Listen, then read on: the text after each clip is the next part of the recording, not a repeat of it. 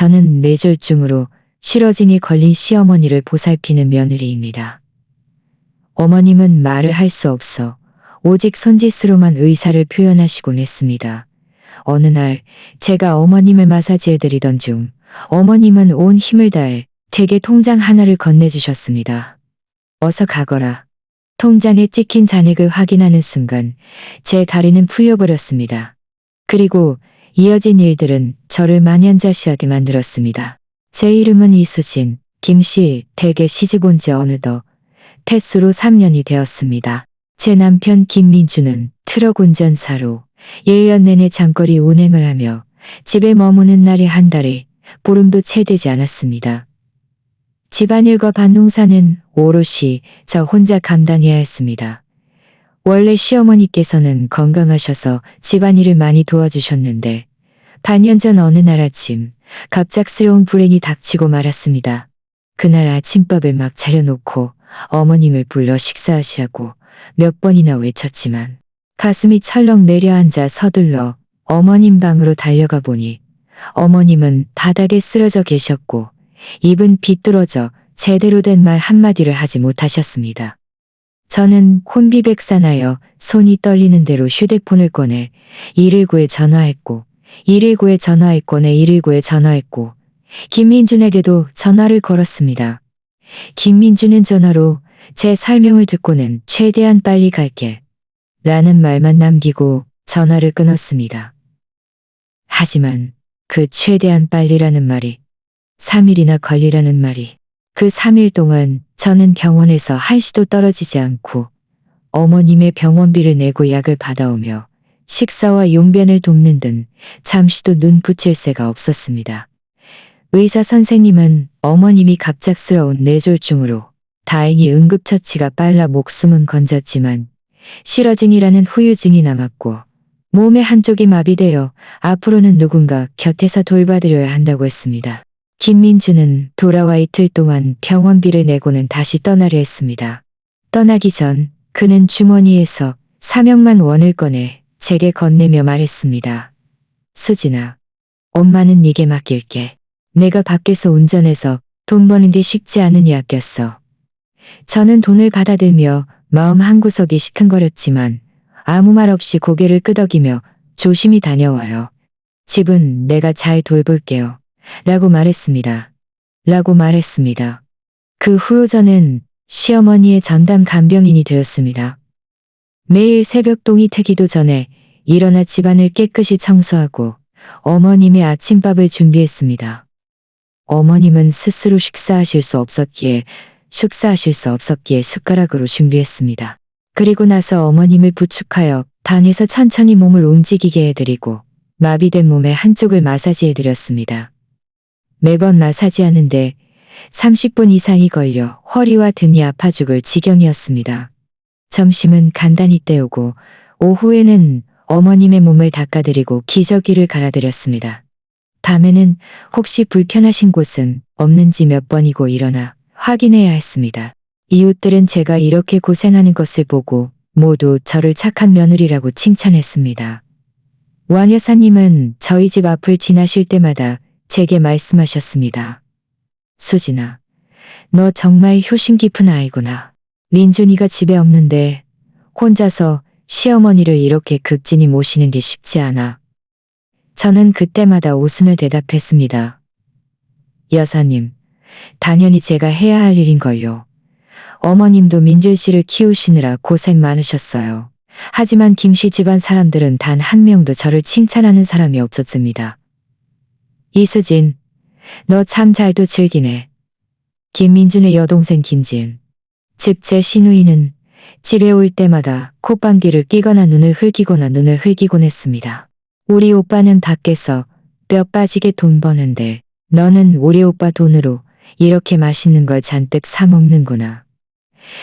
저는 그 말을 듣고 마음이 불편했지만 꼭 참고 그녀에게 말했습니다. 이 과일은 어머님께 사드린 거예요. 어머님께서 편찮으셔서 영양 보충이 필요하시잖아요. 김지은은 눈을 흘기며 말했습니다. 우리 엄마 예전에 건강하실 때는 이렇게 효심 깊은 줄 몰랐는데 지금 와서 이렇게 효심 깊은 줄 몰랐는데, 지금 와서 이렇게 효심 깊은 줄 몰랐는데, 무슨 이야기를 하는지는 알 수 없었습니다. 저는 밖에서 어머님이 아 하고 소리내는 것을 들었습니다. 마치 반박하는 것 같기도 하고 화를 내는 것 같기도 했습니다. 김지은이 돌아간 후 어머님은 기분이 매우 안 좋으셨고 저녁 식사도 거의 하지 않으셨습니다. 저녁 식사도 거의 하지 않으셨습니다. 어머님은 계속 저를 쳐다보셨고 눈빛은 제게 할 말이 있는 듯했지만 입을 벙긋거릴 뿐 결국 한마디도 하지 못하고 오셨고 지은이가 아직 어려서 말을 함부로 하는 거니 마음에 담아두지 마세요. 어머님은 눈을 깜빡이셨고 눈가에는 몇 방울의 눈물이 흘러내렸습니다. 밤에 저는 김민준에게 전화를 걸어 김지은이 집에 왔던 일을 말했습니다. 하지만 김민준은 귀찮다는 듯이 말했습니다. 지은이가 원래 그런 성격이야. 네가 그냥 참아. 엄마 잘 돌보면 돼. 너무 신경 쓰지 마. 말을 마친 그는 급히 전화를 끊었습니다. 저는 휴대폰을 든 채 마음이 싸늘하게 식었습니다. 제가 시어머니를 이렇게 힘들게 돌보는데 남편의 이해도 받지 못하고 시누이에게는 억울한 누명까지 써야 한다니 때로는 정말 더 이상 버틸 수 없을 것 같다는 생각이 들었습니다. 하지만 침대에 누워 계신 어머님을 보면 차마 외면할 수 없었습니다. 결국 어머님은 김민준의 어머님을 보면 김민준의 어머님을 김민준의 어머니이자 저의 시어머니이니 저는 그저 마음속으로 스스로를 위로할 수밖에 없었습니다. 김민준과의 전화를 끊고 저는 침대 옆에 앉아 어머님을 보살피다 한밤중이 되었어야 겨우 침대 머리맡에 기대어 잠시 눈을 붙였습니다. 다음 날 아침 일찍 저는 평소처럼 일어나 어머님의 얼굴을 닦아드리고 아침밥을 먹여드렸습니다. 모든 것이 평소와 같았습니다. 저는 김소와 같았습니다. 저는 김지은이 지난번 와서 11일 와서 11일 건이 것입니다. 저는 김지은이 지난번 와서 11일 건 것이 그저 우연한 일이라고 생각했지만 더 불쾌한 일이 곧 닥쳐올 줄은 몰랐습니다. 이 시간에 누가 올까? 문으로 가보니 글쎄 김민준이 돌아온 것이었습니다. 그는 제게 미리 말도 없이 돌아왔기에 저는 서둘러 그를 맞이하며 물었습니다. 민준 씨, 어떻게 돌아왔어요? 혹시 길에서 무슨 일이라도 있었어요? 혹시 길에서 무슨 일이라도 있었어요? 김민준은 제 말에 대답하지 않고 술 냄새를 풀풀 풍기며 다가왔습니다. 술 냄새를 풀풀 풍기며 다가왔습니다. 술 냄새에 저는 다가올라 있었고 눈빛은 흐릿했으며 제가 해장차를 끓여올게요. 하지만 제가 돌아서자마자 김민준은 제 팔을 움켜쥐었습니다. 뼈를 부러뜨릴 듯이 강한 힘이었습니다. 그는 인상을 찌푸리며 투명스럽게 말했습니다. 이수진, 솔직히 말해봐. 우리 엄마 노후 자금 네가 몰래 가져다 쓴 거 아니야. 저는 그의 질문에 멍해져서 영문을 모르겠다는 듯이 말했습니다. 무슨 돈이요? 저는 본 적 없어요. 누가 말했냐고? 김민준은 냉소하며 제 팔을 놓아주고 의자에 앉았습니다. 김지은이 나한테 말했어. 네가 요즘 엄마한테 이거저거 사다 주는 것도 많고 나한테 돈 안 준다고 이웃들한테 불평한다고도 하더라. 혹시 우리 엄마 돈 빼돌리려는 생각 아니었어? 그제야 저는 김지은이 뒤에서 이간질을 했음을 깨달았습니다. 저는 화가 나고 억울해서 목소리를 높여 말했습니다. 김민준, 당신 좀 이성적으로 생각해봐요. 제가 언제 그로 생각해봐요.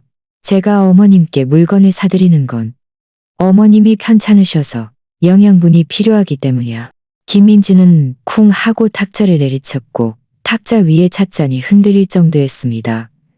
내가 밖에서 밤낮 없이 운전하고 하루에 두 끼만 먹고 아껴서 돈 모으는 건 다 이 가정을 위해서야. 너는 집에서 하는 일도 없으면서 감히 우리 엄마 돈에 손댈 생각을 해.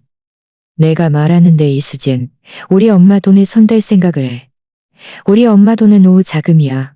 한 푼도 건드릴 생각하지 마. 그의 말은 칼날처럼 제 마음에 박혔습니다. 제가 진심으로 어머님께 잘해드린 것이 오히려 돈을 훔치려 한다는 오명으로 돌아오다니. 저는 눈물을 꾹 참으며 말했습니다. 김민준, 제가 어머님을 반년 동안 돌봤어요. 당신이 밖에서 돈 버는 게 쉽지 않다는 것도 알지만 제가 생활비도 많이 요구하지 않았잖아요. 반년 동안이 요구하지 않았잖아요. 반년 동안 제 결혼할 때 가져온 돈 적지 않게 보탰는데 당신은 지금 저한테 그렇게 말하는 거예요. 경고하는데 앞으로 우리 엄마한테 그런 쓸데없는 거 사주지 말고 돈 아꼈어. 아니면 가만 안 둬. 방 안에 시어머니는 저희가 싸우는 소리를 들으시고 아 하고 다급한 소리를 내셨고 침대판을 두드리는 소리도 들렸습니다. 저는 어머님이 놀라실까봐 서둘러 방으로 들어갔습니다. 어머님은 얼굴이 창백했고 눈빛에는 초조함이 가득했습니다. 한 손으로는 힘겹게 문 쪽을 가리키고 다른 손으로는 제 옷자락을 꽉 붙잡고 계셨습니다. 마치 저를 변호하려는 듯이 말입니다. 어머님, 걱정하지 마세요. 저희 싸운 거 아니에요. 그냥 오해가 좀 있었을 뿐이에요. 하지만 어머님은 믿지 않으시는 듯 계속 고개를 저으셨고 눈가에는 다시 눈물이 흘러내렸습니다. 바로 그때 마당 문 밖에서 다시 발소리가 들렸습니다. 제가 고개를 들어보니 김지은이었습니다. 그녀는 문에 들어서자마자 소리쳤습니다. 오빠, 내가 그럴 줄 알았어. 분명 안 그런다고 할 거야. 오빠가 잘 좀 물어봐야 해. 엄마 그 돈은 그 여자한테 속아 넘어가게 둘 수 없어. 김지은의 등장은 원래 긴장되어 있던 분위기를 더욱 얼어붙게 만들었습니다. 김민주는 의자에서 일어나 제 앞으로 다가와 저를 노려보며 말했습니다. 이수진, 마지막으로 한 번 더 묻겠어. 너 정말 우리 엄마 돈에 손댄 적 있어? 저는 그의 불신 가득한 눈빛을 보았고 옆에서 고소해하는 김지은을 보며 마음이 완전히 식었습니다. 저는 아무리 설명해도 그들이 저를 믿지 않을 것이라는 것을 알았습니다. 그리고 저는 김지은이 이번에 온 것이 저를 모함하기 위해서뿐만 아니라 김지은은 문 앞에 서서 양손을 허리에 얹고 도발적인 눈빛으로 저를 쳐다봤습니다. 저는 그녀를 무시하고 오직 김민준만을 노려보며 한마디 한마디 또렷하게 말했습니다. 저는 한 푼도 건드린 적 없어요. 믿든 말든 당신 마음대로 해요. 말을 마친 저는 어머님 방으로 돌아서서 걸어갔습니다. 더 이상 그들과 다투고 싶지 않았습니다. 하지만 김지은은 한 발도 물러서지 않고 저를 따라 방으로 들어서지 않고 저를 따라 방으로 가며 물러서지 않고 저를 따라 방으로 계신 어머님께 큰 소리로 말했습니다. 엄마, 이 착한 며느리 큰 소리로 말했습니다. 김지은의 말을 들은 어머님은 더욱 격앙되셨습니다. 목구멍에서 컥컥 하는 소리가 나고 손으로 침대를 힘껏 내리치며 김지은을 노려보셨습니다. 마치 그녀를 꼬집는 듯이 말입니다. 김민준도 따라 방으로 들어왔고 어머님의 이런 모습을 보고도 위로하기는커녕 저에게 소리쳤습니다. 너 좀 봐봐. 어머님의 이런 모습을 보고도 위로하기는커녕 저에게 소리쳤습니다. 빨리 엄마를 이렇게 화나게 만들었잖아. 빨리 엄마한테 사과해. 빨리 엄마한테 사과해. 사과 안 해요. 아직도 말댔고요. 김민주는 손을 들어 저를 때리려는 듯 했습니다. 어머님은 그 모습을 보시고 급히 침대에서 일어나 앉으려 발버둥 치셨고 입에서는 더욱 다급한 소리가 터져 나왔습니다. 저는 어머님께 무슨 일이 생길까봐 서둘러 다가가 부축하며 김민준에게 말했습니다. 여기서 더 이상 소란 피우지 마세요. 어머님은 조용히 쉬셔야 해요. 여기서 부축했습니다. 어머님은 조용히 쉬셔야 해요. 김지은의 말에 김민주는 더욱 화가 났습니다. 저를 가리키며 말했습니다. 이수진, 잘 들어. 오늘부터 우리 엄마 돈은 내가 관리할 거야. 너는 우리 엄마 물건에 손대지 마. 만약 네가 딴 마음 먹은 걸 알게 되면 가만 안 둬. 말을 마친 그는 시어머니 침대 머리맡 협탁으로 가서 물건을 뒤지기 시작했습니다. 자느님은 그 모습을 보시고 눈물을 뒤지기 시작했습니다. 저는 가슴이 철렁 내려앉아 그에게 물었습니다. 우리 엄마 통장하고, 우리 엄마 통장하고, 우리 엄마 통장하고, 은행카드. 한 손으로는 제 옷을 꽉 잡고 다른 손으로는 협탁 서랍을 가리키며 아 하고 외치셨습니다. 마치 김민준을 막으려는 듯이 말입니다. 저는 서둘러 김민준을 막았었습니다. 당신 뒤지지 마세요. 어머님은 쉬셔야 해요. 김민준은 저를 거칠게 밀쳐내며 말했습니다. 너는 신경 말했습니다. 너는 신경 고개를 저었습니다. 너는 신경 끄고 있어. 내가 숨경 끄고 있어. 나는 우리 엄마 물건 찾는 거야. 너랑 상관없어. 그는 한참을 뒤졌지만 아무것도 찾지 못했고 저는 한 번도 본 적 없어요. 김지은이 다가와 말했습니다. 분명 얘가 숨겼을 거야. 오빠가 잘 추궁해봐. 만약 안 주면 이혼하자고 해. 설마 안 무서워하겠어? 김민주는 저를 노려보며 차가운 눈빛으로 말했습니다. 이수진, 다시 한번 묻겠어. 통장하고 차가운 눈빛으로 말했습니다. 통장하고 카드 네가 가지고 있어. 만약 내놓으면 이번 일은 그냥 넘어갈게. 하지만 만약 내놓으면 이건 일은 그냥 넘어갈게. 하지만 안 내놓으면 우리 이혼이야. 저는 정말 본 적 없어요. 당신이 이혼하자면 동의할게요. 김민주는 잠시 멍해진 듯 제가 이렇게 단호하게 동의할 줄은 예상치 못한 듯 했습니다. 김지은도 멈칫하다가 이내 말했습니다. 오빠, 분명 꼼꼼이가 있으니까 이렇게 시원하게 이혼에 동의하는 거야. 바로 그때 시어머니는 갑자기 온 힘을 다해 침대에서 미끄러져 내려와 김민준의 발치에 엎드려 그의 다리를 붙잡고 하고 외치셨습니다. 마치 애원하는 듯이 말입니다. 김민준은 귀찮다는 듯이 어머님을 밀쳐냈습니다. 엄마, 막지 마. 이 여자는 딴 마음 먹었으니 둘 수 없어. 어머님은 그에게 밀려 바닥에 쓰러지셨습니다. 저는 서둘러 달려가 어머님을 부축하며 애처롭게 물었습니다. 어머님, 괜찮으세요? 어머님은 고개를 저으셨고, 어머님은 괜찮으세요? 어머님은 고개를 저으셨고, 눈빛에는 죄책감이 가득했습니다. 어머님은 제 손을 잡고 계속 제 손등을 토닥이며 자신의 베개를 가리키셨습니다. 마치 제게 무엇인가를 암시하려는 듯이 말입니다. 저는 마음속으로 의아했지만 이혼 얘기는 내가 먼저 한 거야. 명심해. 만약 네가 우리 엄마 돈을 감히 숨기면 절대 가만 안 둘 거야. 말을 마친 그는 김지은을 데리고 나갔습니다. 그들이 떠난 후 저는 어머님을 침대에 눕히고 이불을 덮어드렸습니다. 어머님은 제 손을 잡고 놓지 않으셨고 눈빛에는 걱정과 초조함이 가득했습니다.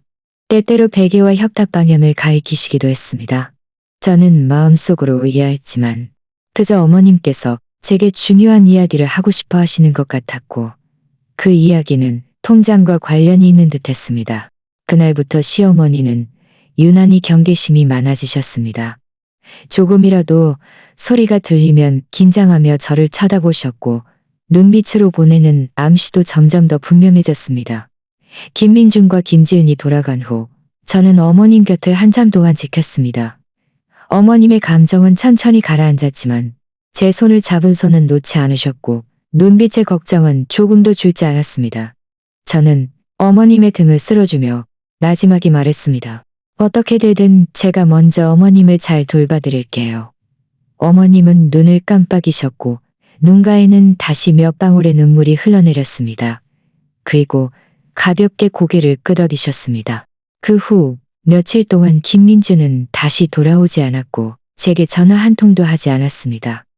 김지은은 한 번 왔었는데 문 앞에 서서 제가 배은망덕한 년이라며 어머님 집을 차지하고 나가지 않으려 한다고 심한 욕을 몇 마디 퍼부었습니다. 저는 어머님이 놀라실까봐 나가서 싸우지 않았습니다. 방 안에서 김지은의 목소리를 들은 어머님은 온몸을 부들부들 떨며 계속 문 쪽을 가리키셨습니다. 마치 제가 김지은을 쫓아내기를 바라시는 듯이 말입니다. 저는 어머님의 등을 토닥이며 위로했습니다. 어머님, 화내지 마세요. 욕 몇 마디 하고 가면 돼요. 저희는 신경 쓰지 말아요. 김지은이 욕을 다 하고 돌아가고 나서야 어머님은 점차 평온을 되찾으셨습니다. 이 몇 번의 일을 겪으면서 저는 일을 겪으면서 특히 어머님은 항상 베개와 협탁을 향해 손짓을 하셨고 이는 제 마음속 의구심을 더욱 깊게 만들었습니다. 하지만 제가 어머님께 여쭤보려 할 때마다 어머님은 그저 고개를 저으셨고 눈빛에는 마치 누군가에게 들킬까봐 두려워하는 듯한 경계심이 서려 있었습니다. 이날 저녁 저는 평소처럼 시어머니를 마사지해드렸습니다. 먼저 마비된 오른쪽 다리를 주무르고 팔을 움직이게 도와드린 후 마지막으로 어깨를 주물러드리기 시작했습니다. 어머님의 어깨는 오랫동안 누워 계셨기 때문에 매우 굳어 있었습니다. 제가 조금만 힘을 주어도 어머님은 작은 신음소리를 내셨습니다. 저는 힘을 빼고 부드럽게 말했습니다. 어머님, 제가 살살할게요. 아프시면 말씀해 주세요. 어머님은 살짝 고개를 끄덕이셨고 눈빛은 저를 똑바로 응시하셨습니다. 저는 마사지를 하면서 어머님과 이런저런 이야기를 살짝 움직이셨습니다. 마치 웃으시는 듯이 말입니다. 오늘 왕 여사님이 직접 키운 시금치를 좀 줄였어요. 내일 제가 시금치 계란국 해드릴게요. 제가 어머님의 왼쪽 어깨를 마사지하던 중 어머님은 갑자기 팔을 움직여온 힘을 다해 자신의 베개 밑을 더듬으셨습니다. 저는 크게 신경 쓰지 않았습니다.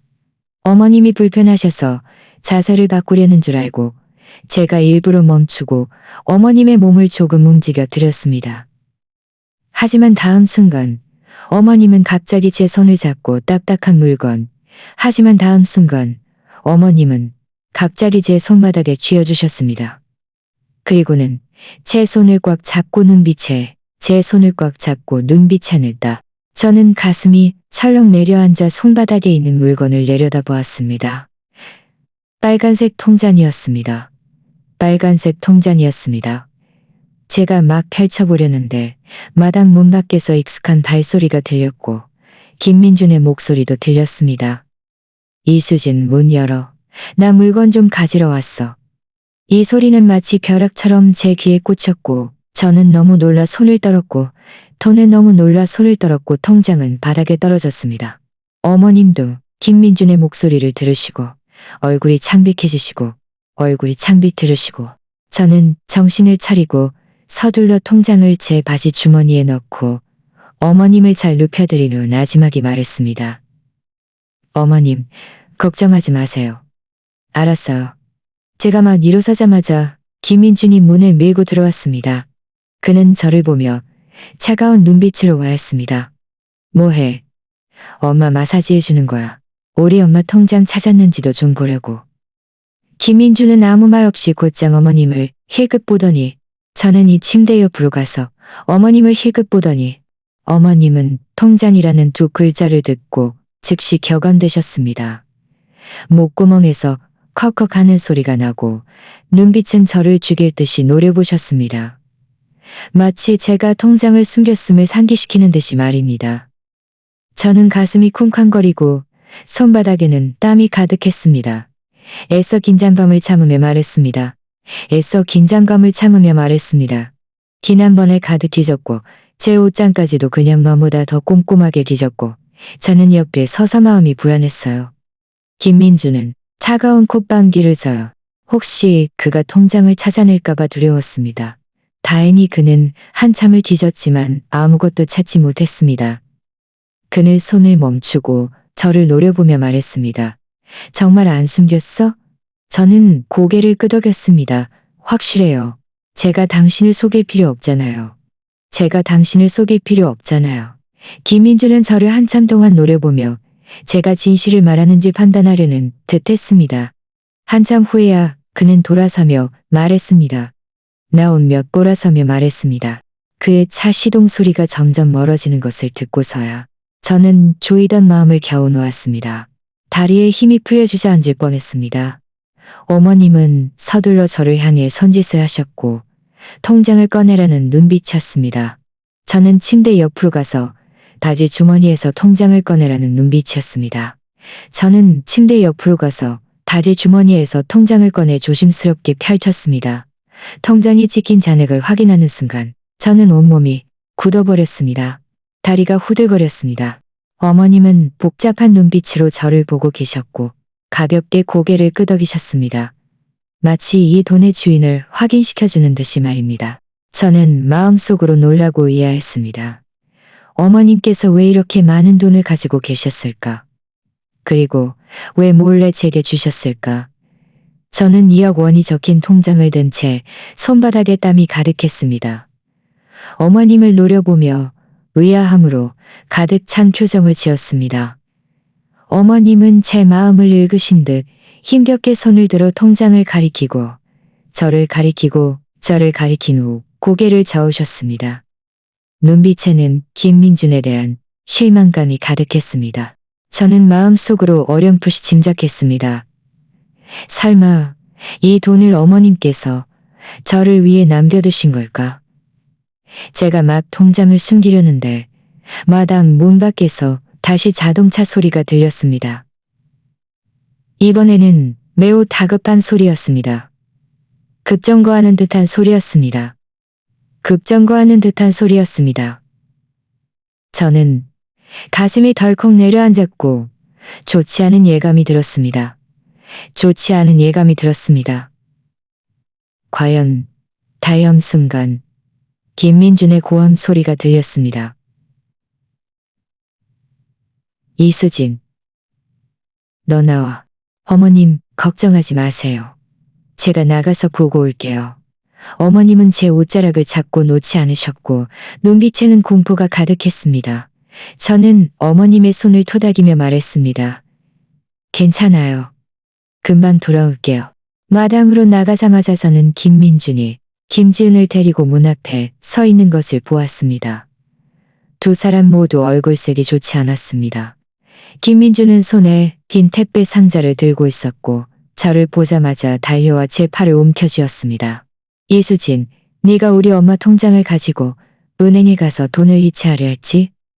방금 은행에서 전화 왔어. 누가 우리 엄마 계좌 잔액을 조회했다고. 저는 그의 질문에 멍해졌습니다.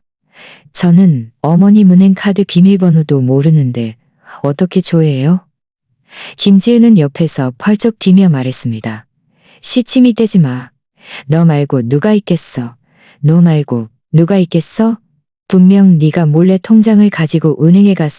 분명 네가 몰래 통장을 가지고 은행에 가서 돈은 이체하려 한 턴도 문 밖으로 나간 적 없어. 너는 우리 엄마 재산을 가로채려는 생각뿐이라고. 이웃들도 증명해 줄 수 있어요. 김민준은 전혀 믿지 않는 듯 차가운 콧방귀를 끼며 말했습니다. 이웃? 이웃들도 네가 다 매수한 거 아니야? 안 그러면 왜 항상 네 편을 들어줘? 내가 말하는데 이수진, 오늘 너는 반드시 통장을 내놓아야 해. 아니면 내가 경찰에 신고해서 노인 재산 절도죄로 고발할 거야. 저는 깊이 숨을 들이쉬었습니다. 그림자도 죄를 짓지 않았습니다. 제가 반년 동안 어머님을 밤낮 없이 모셨는데 당신들은 고마워하기는커녕 계속 저를 억울하게 몰아가요. 김민준, 당신 양심의 손을 얹고 말해봐요. 제가 도대체 당신들 김씨 집안에 뭘 잘못했어요? 잔말 말고. 김민준은 저와 전혀 이성적으로 대화하려 하지 않았습니다. 저를 우리 엄마 돈 내놔. 저를 거칠게 밀쳐내고 단리로 들어갔습니다. 빨리 우리 엄마 돈 내놔. 저를 거칠게 밀쳐내고 방으로 들어갔습니다. 권을 내가 기필코 통장을 찾아내고 말겠어. 어머님을 쉬고 계세요. 하지만 그들은 제 말을 전혀 듣지 않았습니다. 김민준은 곧장 어머님 침대 옆으로 가서 어머님 이불을 확 젖히고 뒤지기 시작했습니다. 어머님은 너무 놀라 온몸을 부들부들 떠셨고 목구멍에서 아 하는 소리를 내셨습니다. 통장을 찾아낼까봐 두려워 베개를 꽉 잡고 계셨습니다. 김지은은 어머님의 행동을 보고 눈을 빛냈습니다. 통장이 분명 베개 밑에 있습니다. 저는 가슴이 철렁 내려앉았고 막 나서서 막으려는데 김지은이 제 팔을 꽉 붙잡았습니다. 너 오지 마. 오늘 통장 못 찾으면 너랑 나랑 끝장이야. 어머님은 너무 다급해서 침대에서 일어나 앉으려 온 힘을 다해 김민준에게 달려들어 그를 막으려 했지만 몸의 반쪽이 막으려 했지 민준에게 달려들어 그를 막으려 했지만 몸의 반쪽이 마비되어 힘이 없었기에 그만마다리 쓰러지셨습니다. 어머님은 제 팔을 붙잡고 너무 가슴이 아파 힘껏 김지은을 밀쳐냈습니다. 하고 외치셨습니다. 마치 울부짖는 듯이 말입니다. 김민주는 베개와 협탁을 다 뒤졌지만 통장을 찾지 못했고 화가 나서 의자를 걷어찼습니다. 통장 어디 있어? 이수진, 도대체 통장을 어디에 숨겼어? 저는 어머님을 안고 차갑게 말했습니다. 저는 안 숨겼어요. 당신이 못 믿겠으면 직접 천천히 찾아보세요. 하지만 경고하는데 다시 어머님을 괴롭히면 절대 가만 안 둘 거예요. 김지은이 제 앞으로 다가와 제 코를 가리키며 말했습니다. 네가 감히 돈을 찾으러 가면 바로 자택할 거야. 김민준도 험악하게 말했습니다. 마지막 기회를 줄게. 통장을 내놓아. 아니면 내가 경찰에 신고할 뿐만 아니라 너랑 이혼해서 빈손으로 내쫓을 거야. 한 푼도 못 가져가게 할 거라고. 저는 그들 남매의 추악한 얼굴을 보며 마음이 완전히 식었습니다. 그들의 남매의 추악한 얼굴을 보며 마음임을 걱정하는 것이 아니라 그들은 어머님을 걱정하는 것이 아니라 그저 어머님의 돈을 가로채려는 했습니다. 그저 어머님의 돈을 가로채려는 생각뿐이었습니다. 반드시 이 돈을 지켜내야 해. 그들의 음모가 성공하게 둘 수 없어. 김민준과 김지은은 통장을 찾지 못하고 제 강경한 태도에 화가 나서 방 안에서 욕설을 퍼부었습니다. 김민준은 다시 뒤지려 했지만 제가 죽어라 막아섰습니다. 그는 저를 한참 동안 노려보더니 결국 기다려봐. 라는 한마디를 남기고 김지은을 데리고 나갔습니다. 그들이 떠난 후에야 저는 한숨을 쉬었습니다. 다리에 힘이 풀려가닥에 주저앉았습니다. 어머님은 제 품에 기대어 여전히 부들부들 주저앉았습니다. 저는 어머님을 안고 살살 등을 토닥이며 말했습니다. 어머님, 괜찮아요. 다 갔어요. 무서워하지 마세요. 저는 어머님을 부축하여 다시 침대에 눕히고 눈물을 닦아드렸습니다. 따뜻한 물 한 잔을 가져다면 목은 마시게 해드렸습니다. 어머님의 감정은 천천히 가라앉았지만 걱정이 가정이 가득했습니다. 어머님은 제 손을 잡고 놓지 않으셨고 입술을 움직였지만 여전히 또렷한 소리를 움직였지만 어머님, 하시고 싶은 말씀이 있으시면 천천히 써주세요. 급할 거 없어요. 어머님은 종이와 펜을 보다가 저를 보시고 고개를 끄덕이셨습니다. 어머님은 아직 움직일 수 있는 손을 힘겹게 들어 펜을 잡으셨습니다. 힘이 너무 없어서 펜은 어머님 손에서 계속 덜렸습니다. 저는 옆에서 종이를 받쳐주며 인내심을 가지고 기다렸습니다. 한참 후에야 어머님은 삐뚤빼뚤하게 몇 글자를 써 내려가셨습니다. 저는 그 몇 글자를 보며 가슴이 아려왔습니다. 과연 제 짐작대로였습니다. 어머님은 김민준과 김지은이 돈을 빼앗아 갈까봐 일부러 제게 돈을 남겨주신 것이었습니다. 저는 어머님의 손을 잡고 말했습니다. 알았어요. 제가 돈 잘 보관할게요. 그런데 어머님, 이 돈은 어떻게 모으신 거예요? 어머님은 제 질문을 보시고 다시 천천히 글을 쓰기 시작하셨습니다. 이번에는 더 느리게 쓰셨습니다. 한 글자가 매우 힘겨워 보였습니다. 한참을 쓰고 나서야 대략적인 의미를 알 수 있다. 이 2억 원의 돈은 어머님께서 평생 아껴 모으신 돈이었습니다. 어머님은 젊은 시절 아버님과 함께 건설 현장에서 일하셨고 아버님이 일찍 돌아가신 후에는 혼자서 김민준을 키우시느라 많은 고생을 하셨습니다. 평소에는 아까워서 먹지도 입지도 못하고 돈을 조금씩 모아두셨습니다. 원래는 자신의 노후 자금으로 남겨두어 혹시라도 나중에 거dum이 불편해지면 자신의 돈만 노리고 있다는 것을 아셨들에게 폐를 끼치지 않으려는 생각이셨습니다. 하지만 갑자기 뇌졸중으로 싫어집니다.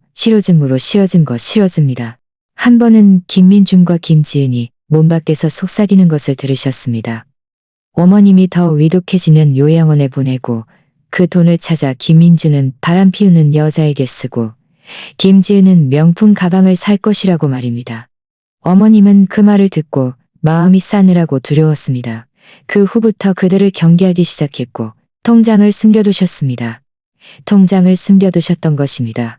그 후부터 그들을 숨겨두셨습니다. 통장을 제가 진심으로 자신을 돌보고 밤낮 없이 친자식보다 더 극진히 덜 보고 저는 어머님께서 써 내려가신 글을 보며 눈물을 참을 수 없었습니다. 어머님께서 이렇게 많은 억울함을 숨기고 계셨을 줄은 몰랐고 저를 이렇게까지 믿고 평생 모신 돈을 제게 맡기실 줄은 더더욱 몰랐습니다. 저는 눈물을 닦고 어머님께 말했습니다. 어머님, 걱정하지 마세요. 제가 그들이 돈을 빼앗아 가지 못하게 할 끄덕이셨습니다. 바로 그때 저는 문득 무엇인가 제가 어머님께 물었습니다. 그리고 제가 어머님께서 나으실 때까지 계속 잘 돌봐드릴 거예요. 어머님, 김민준 씨한테 다른 여자가 있다는 걸 어떻게 아셨어요? 어머님은 그 말을 듣고 분노에 찬 표정을 지으셨습니다. 다시 펜을 들어 천천히 써 내려가셨습니다. 민준이 휴대폰에 메시지가 있었어. 내가 봤어. 저는 그제야 모든 것을 깨달았습니다. 금민준이 바람피운 사실을 어머님께서 진작부터 알고 계셨던 것입니다.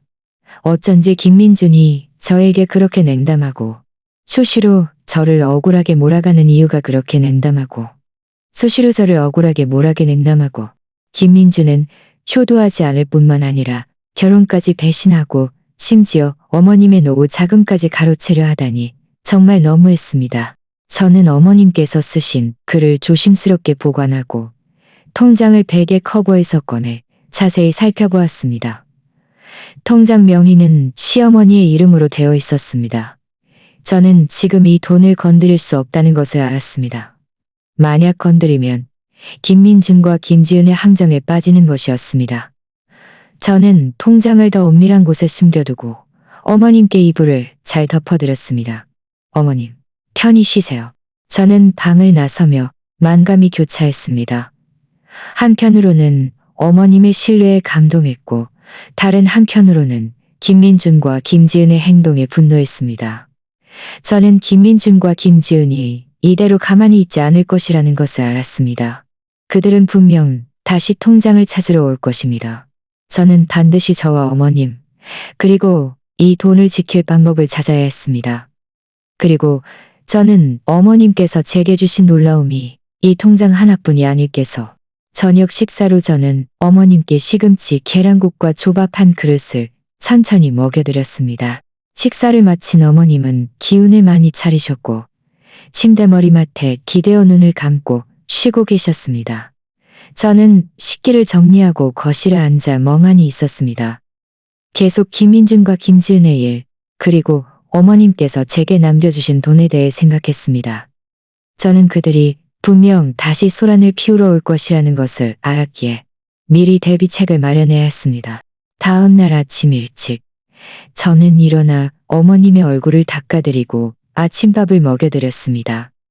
어머님의 상태가 좋아 보여서 저는 어머님 방의 낡은 상자들을 정리해야겠다고 생각했습니다. 그 상자들은 벽 한쪽에 오랫동안 놓여 있었고 그 위에는 먼지가 수북이 쌓여 있었습니다. 먼지가 어머님께 해로울까봐 저는 상자들을 마당으로 옮겼습니다. 이 상자들은 모두 어머님의 옛 물건들이었고 안에는 주로 어머님의 옛 물건들이었고 안에는 주로 어머님 젊은 시절의 옷가지와 오래된 사진들이 들어있었습니다. 저는 궁금해서집니다. 저는 먼지를 딱딱한 것이 옷 같지는 않았습니다. 저는 궁금해 정리했습니다. 가장 아래에 있는 빨간색 나무 상자를 열었을 때 상자맨 안쪽에 나무 상자를 열었을 때 안에는 가지런히 접힌 유언장 한 통과 병원 진단서 한 장이 들어있었습니다. 저는 가슴이 철렁 내려앉아 서둘러 물건들을 꺼내 방으로 들어와 앉아 천천히 살펴보았습니다. 어머님은 제 손에 들린 물건들을 보시고 눈을 뜨셨고 이미 알고 계셨다는 듯한 표정을 지으시며 가볍게 고개를 끄덕이셨습니다. 저는 먼저 진단서를 펼쳐보았습니다. 거기에는 시어머니의 이름이 적혀 있었고 진단 결과는 뇌동맥 경화증으로 정기적인 검진과 뇌졸중 예방을 권고하는 내용이었습니다. 진단 날짜는 어머님께서 뇌졸중이 발병하기 3개월 전이었습니다. 어머님께서는 진작부터 자신의 몸이 좋지 않다는 것을 알고 미리 검사를 받으셨던 것이었습니다. 다만 저희에게 말씀하지 않으셨을 뿐입니다. 저는 다시 유 원장을 들어 자세히 살펴보았습니다. 유 원장은 시어머니께서 직접 쓰신 것이었고 공증사무소의 직인도 찍혀 있었습니다. 날짜도 뇌졸중 발병 한 달 전이었습니다. 날짜도 뇌졸중 한 달 전이었습니다. 이 원장에는 명확하게 적혀 있었습니다. 제가 김씨 집안에 시집 온 후 효심 깊고 성실하며 어머님을 극진히 보살펴 친자식보다 더 살갑게 대했으며 김민준과 김지은은 어머님께 아무런 효심도 없이 그저 어머님의 재산만 탐냈기에 어머님께서는 모든 재산을 저에게 남겨 제가 자신을 돌본 것에 대한 보상으로 삼기로 결정하셨다는 것이었습니다. 이 원장을 다 읽고 저는 온몸이 굳어버렸습니다. 눈물이 다시 참을 수 없이 흘러내렸습니다. 저는 어머님께서 이렇게까지 세심하게 모든 것을 고려하셨을 줄은 몰랐습니다. 미리 돈을 제게 남겨주셨을 뿐만 아니라 정식 유언장까지 작성하여 집까지 제게 남겨주셨다니. 이것은 단순한 재산이 아니라 어머님께서 저에게 보내주신 신뢰와 인정이었습니다. 저는 어머님 침대 옆으로 가서 유언장과 진단서를 어머님 앞에 놓았습니다. 어머님, 이 모든 것을 미리 준비해 두셨던 거예요. 저는 이 모든 것을 미리 준비해 두셨던 거예요. 어머님은 저를 보며 고개를 끄덕이셨고 눈에도 눈물이 고였습니다. 저를 이렇게 믿어주셔서 정말 고마워요. 제가 반드시 어머님을 잘 돌봐드릴게요. 실망시키지 않을 거예요. 어머님께서는 진작부터 자신이 뇌졸중이 발병할 수도 있다는 것을 예감하고 계셨기에 미리 유언장을 작성해 두셨던 것이었습니다. 혹시라도 자신이 돌아가신 후에 김민준과 김지은이 저를 괴롭히고 자신의 재산을 가로챌까봐 두려워서였습니다. 이 깊은 마음 씀씀이에 저는 마음이 따뜻해지면서도 저는 유언장과 진단서 그리고 어머님께서 쓰신 글을 조심스럽게 함께 보관하고 통장과 같은 은밀한 곳에 숨겨두었습니다. 이제 제 손에 이 모든 것이 있으니 저와 어머님을 보호할 무기가 생긴 것이었습니다. 김민준과 김지은이 재산을 가로채려 하는 것은 그야말로 백일몽이었습니다. 바로 그때 마당 문 밖에서 김지은의 목소리가 들렸습니다. 이수진, 문 열어. 우리 오빠 돌아왔어. 우리 엄마 보러 왔어. 우리 엄마 보러 왔어. 저는 속으로 냉소를 지었습니다. 호랑이도 제 말하면 온다더니 그들은 과연 또 소란을 피우러 온 것이었습니다. 이번에는 것이었습니다. 저는 문으로 가서 바로 문을 열지 않고 문 너머로 물었습니다. 또 무슨 일로 왔어요? 김지은은 문 밖에서 큰 소리로 말했습니다. 우리 엄마 보러 왔는데 왜? 네가 막을 셈이야? 빨리 문 열어? 아니면 우리가 문 부술 거야. 아니면 우리가 문 부술 거야. 김민준도 옆에서 거들었습니다. 이수진, 빨리 문 옆에서 거들었습니다. 나한테 손대게 만들지 마. 나한테 손대게 만들지 마. 저는 깊이 숨을 들이쉬고 문을 열었습니다. 김민준과 김지은은 문 앞에 서 있었고 저는 그녀를 막아섰습니다. 어머님은 쉬고 계시니 방해하지 마세요. 김민준이 한 발 앞으로 다가와 저를 노려보며 말했습니다. 이수진, 너는 관뚜껑에 못 박혀야 정신 차릴 건가 봐. 오늘 내가 통장을 내놓지 않으면 우리 안 나갈 거야. 저는 그들을 차갑게 보았습니다. 김민준, 김지은은 비웃으며 말했습니다. 김민준, 김지은, 김지은은, 김지은, 당신들 너무 심하잖아. 어머님을 이렇게 키워주셨는데 당신들은 이게 효도하는 방식이야. 우리가 효도하든 안 하든 너 같은 외부인이 말할 바 아니야. 빨리 우리 엄마 통장 내놔. 아니면 우리가 경찰에 신고할 거야. 저는 그들의 추악한 얼굴을 보며 마음속으로 결심했습니다. 이제 그들에게 진실을 알려줄 때가 된 것 같아. 그들이 유언장의 사실을 알게 된 후에도 과연 오만하게 굴 수 있을지 두고 봐야겠어. 경찰에 신고? 저는 냉소를 지었습니다. 김지은의 오만한 모습을 보며 조금도 당황하지 않았습니다. 좋아. 그럼 지금 바로 신고해. 경찰이 와서 공정하게 판단하게.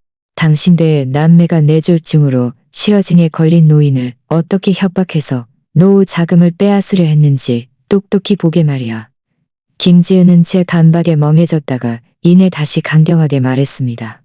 여기서 흑백을 뒤집으려 하지 마. 우리는 우리 엄마 돈을 가지러 온 거지. 네 돈을 가지러 온 거지. 네 돈을 가지러 온 게 아니야.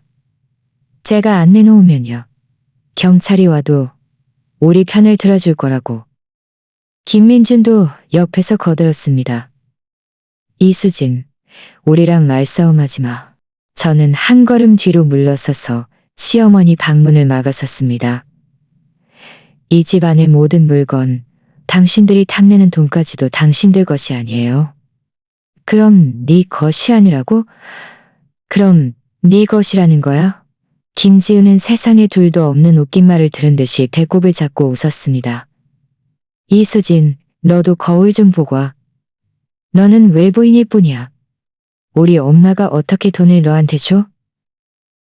바로 그때 방 안의 시어머니는 저희의 대화를 들으시고 바로 그때 방 안의 시어머니는 저희의 대화를 들으시고 어머님, 걱정하지 마세요. 제가 지금 바로 그들에게 진실을 알려줄게요. 말을 마친 저는 돌아서서 제 방으로 들어가 은밀한 곳에 숨겨둔 유언장, 진단서, 그리고 어머님께서 쓰신 글들을 모두 꺼냈습니다. 저는 이 물건들을 들고 김민준과 김지은 앞으로 가서 유언장을 펼쳤습니다. 당신들 직접 봐요. 이건 어머님께서 직접 쓰신 유언장이고 공증사무소의 직인도 찍혀 있어 법적 효력이 있어요. 어머님께서는 진작부터 자신의 명의로 된 모든 재산, 즉 그 2억 원의 예금과 이 집까지 모두 저에게 남기셨어요. 김민준과 김지은은 유언장을 보고 얼굴색이 순식간에 변했습니다. 김지은은 유언장을 낚아채 자세히 살펴보며 계속 중얼거렸습니다. 말도 안 돼. 이건 절대 불가능해. 우리 엄마가 어떻게 재산을 너 같은 외부인에게 남겨? 이 유언장은 분명 네가 위조한 거지? 이 유언장은 분명 네가 위조한 거지? 위조했는지는 당신들이 말할 수 있는 게 아니에요. 당신들은 공증사무소에 가서 확인해봐도 돼요. 어머님께서는 진작부터 자신의 몸이 좋지 않다는 것을 알고 혹시라도 갑작스러운 일이 생길까봐 미리 유언장을 작성하신 거예요. 어머님은 자신이 돌아가신 후에 당신들이 저를 괴롭히고 돈을 빼앗아 갈까봐 두려워하셨던 거예요. 김민준은 진단서를 받아들고 위에 적힌 날짜와 증명할 수 없죠. 우리 엄마가 나를 얼굴색이 점점 결과를 보며 얼굴색이 점점 더 안 좋아졌습니다. 그는 이를 악물고 말했습니다. 그는 이를 악물고 말했습니다. 저는 냉소를 지으며 다시 어머님께서 쓰신 글을 꺼냈습니다. 당신들 직접 봐요. 이건 어머님께서 직접 저에게 써주신 거예요. 돈은 저를 위해 남겨두신 거라고 했어요. 당신들을 막기 위해서요. 당신들을 막기 위해서요. 당신들이 무슨 생각을 하는지 어머님은 진작부터 당신들이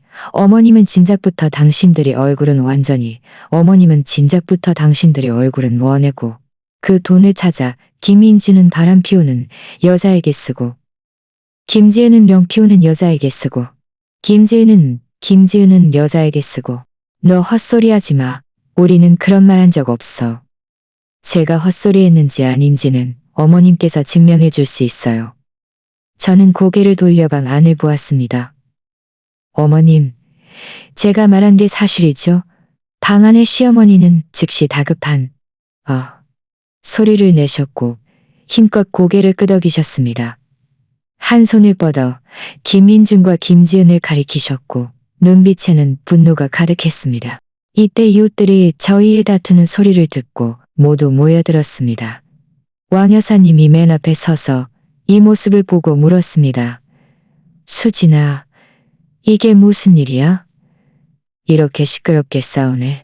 김지은은 이웃들이 온 것을 보고 서둘러 유언장을 숨기려 했지만 제가 그녀에게서 낚아챘습니다.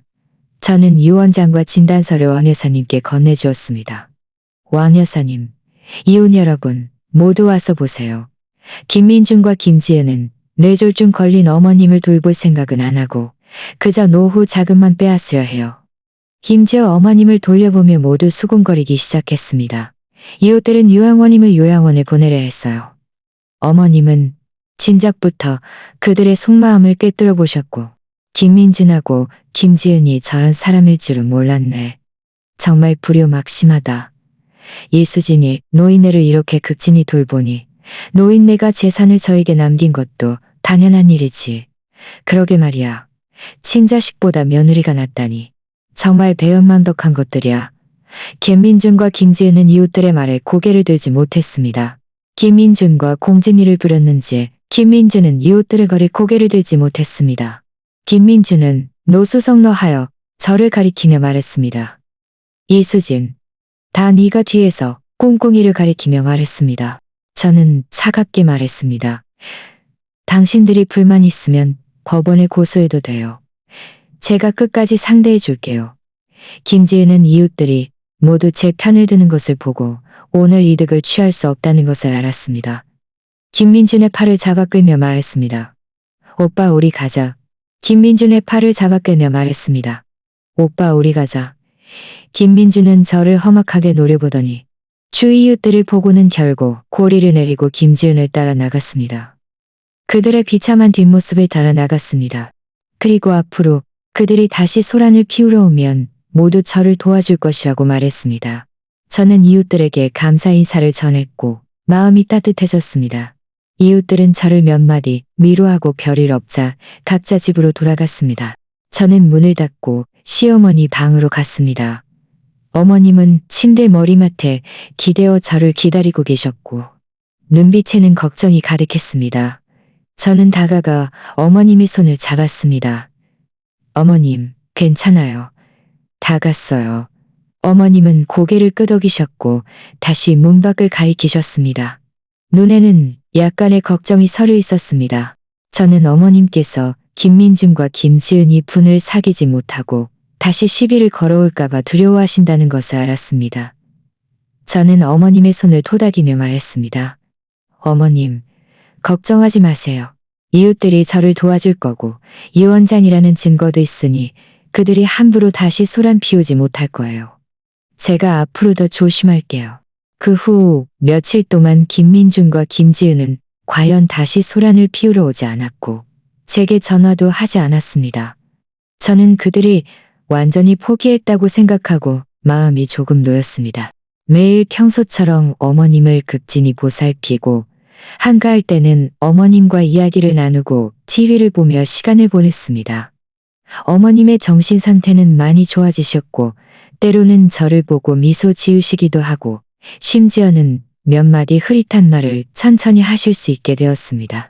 이날 아침 저는 일어나 어머님께 아침밥을 잘 차려드리고 식사를 마친 후 어머님을 한참 동안 마사지해드렸습니다.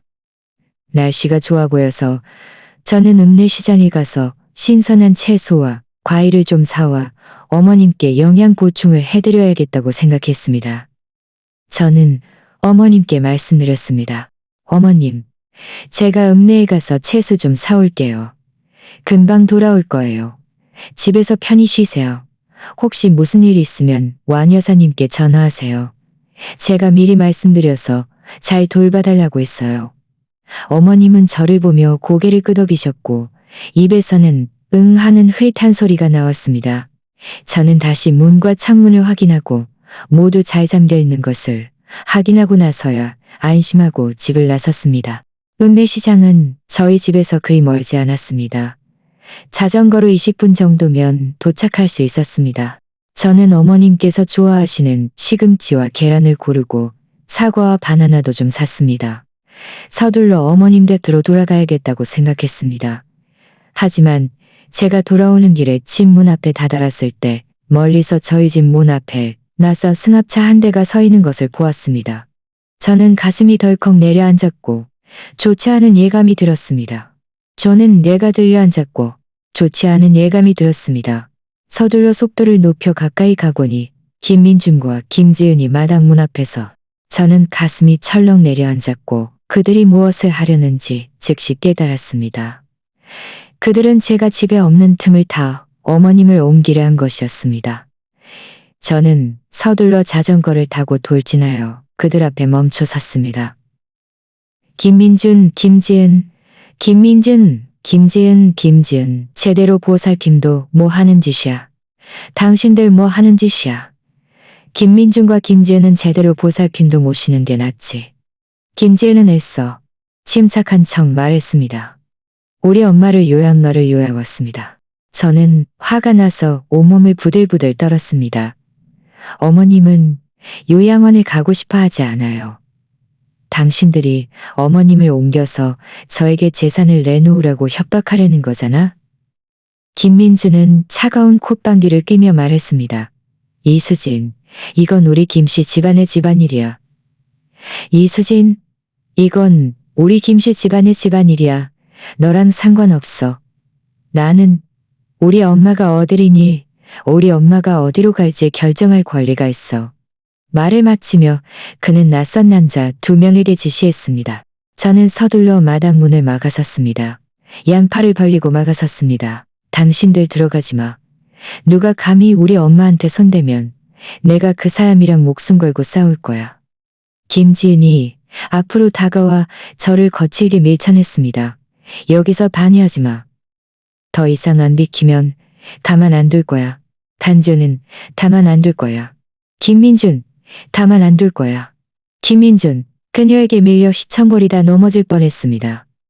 바로 그때 원 여사님이 소리를 듣고 집에서 달려나오셨고 집에서 달려나오셨고 대낮에 사람을 납치하려 해. 이웃들도 모두 모여들어 김민준과 김지은을 꾸짖기 시작했습니다. 그 2 낯선 남자는 이렇게 많은 이웃들이 모여든 것을 보고 더 이상 앞으로 나아가지 못하고 김민준을 쳐다보았습니다.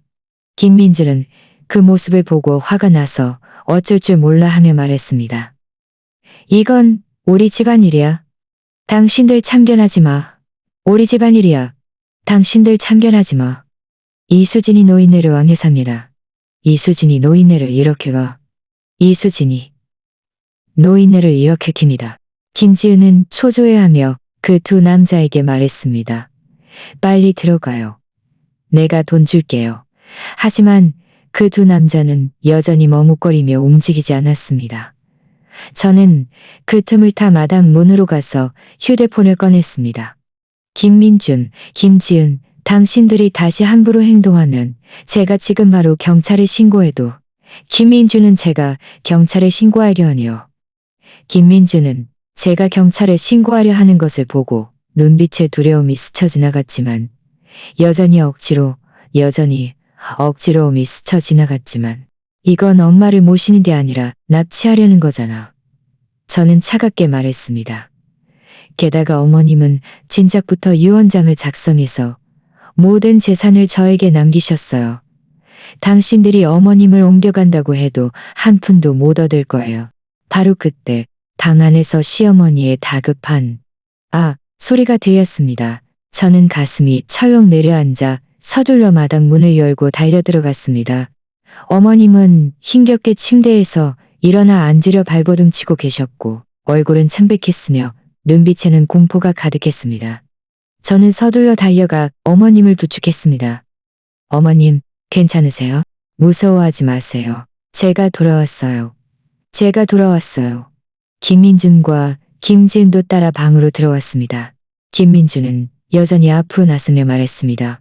엄마, 나랑 가요. 내가 좋은 곳으로 모셔다 드릴게요. 어머님은 그를 보자마자 즉시 뒤로 움츠러들며 제 옷을 꽉 잡고 입에서는 싫어대며 제 옷을 꽉 잡고 입에서는 싫어하는 흐릿한 소리를 내셨습니다. 저는 어머님은 앞에 서서 김민준과 김지은에게 말했습니다. 어머님은 당신들 봤어요. 이웃들도 모두 마당으로 들어와 김민준과 김지은을 비난했습니다. 김민준과 김지은은 구경하는 이웃들을 보고 그리고 저를 꽉 잡고 놓지 않는 어머님을 보고 오늘 계획이 또 실패했음을 알았습니다. 김지은은 저를 험악하게 노려보며 말했습니다. 이수진, 너 두고 가. 말을 마친 그녀는 김민준을 잡아 끌고 서둘러 나갔습니다. 그 두 낯선 남자도 서둘러 뒤따라갔습니다. 그들이 떠난 후 저는 어머님께서 놀라셨음을 알고 나지막이 위로해드렸습니다.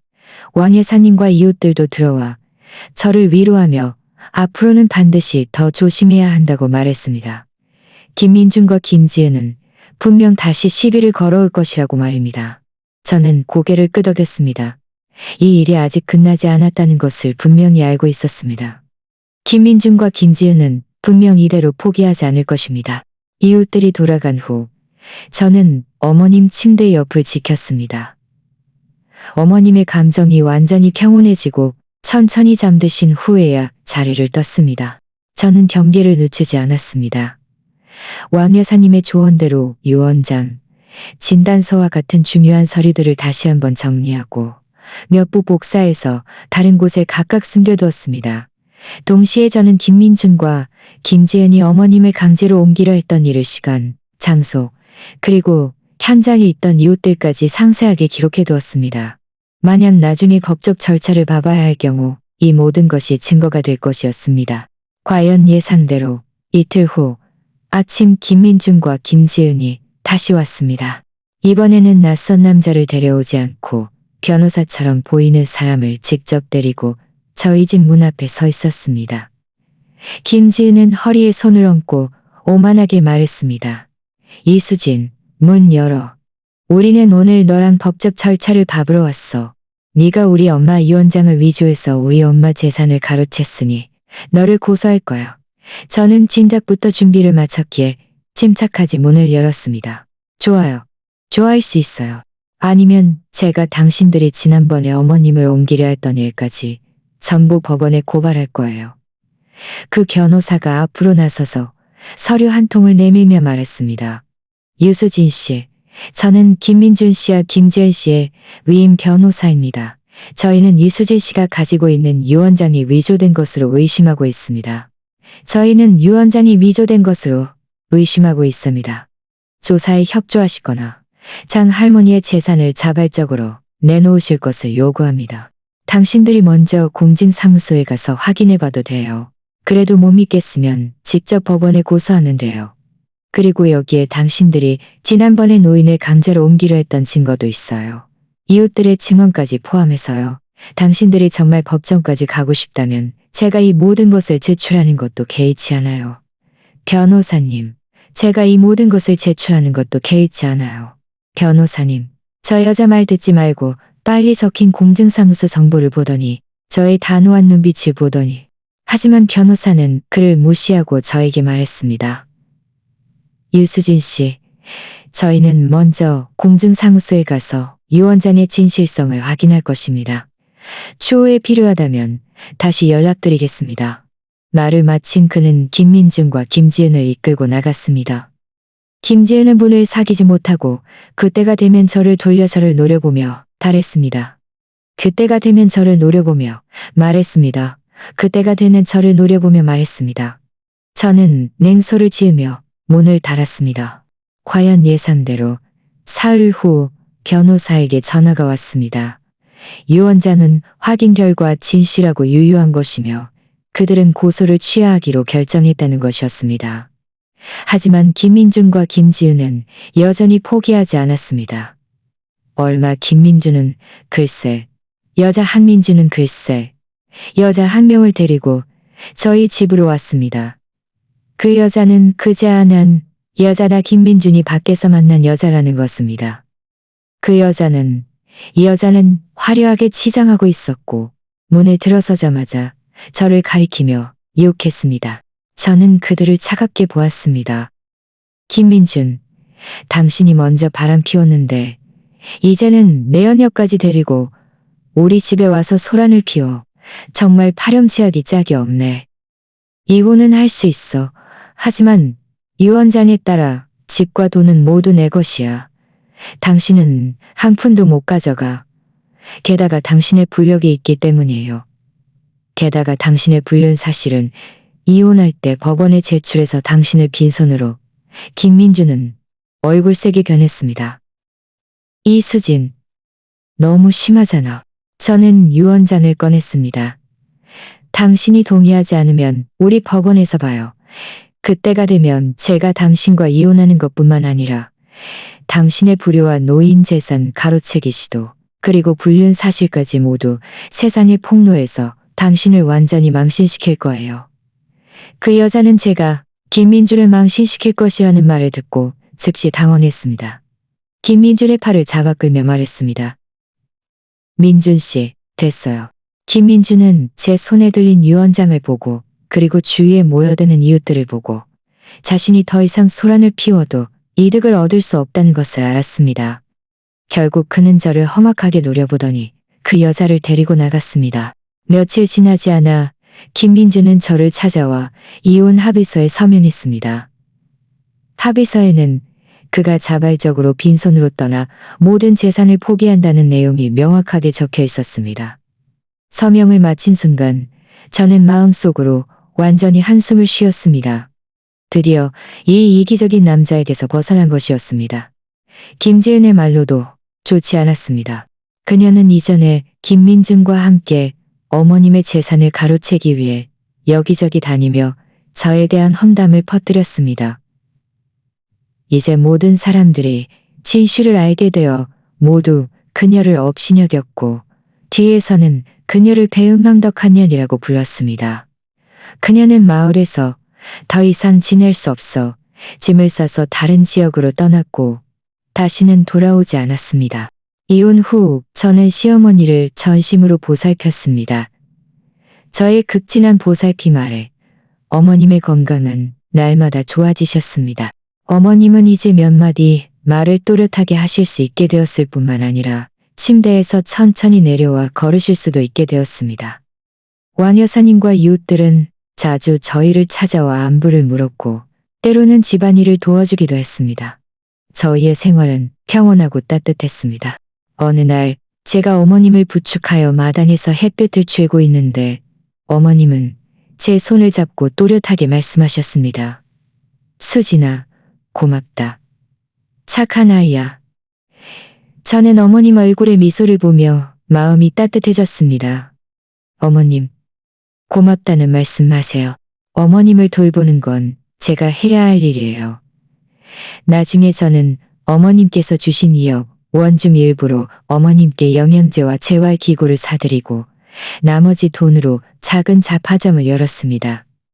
장사는 꽤 잘 되었습니다.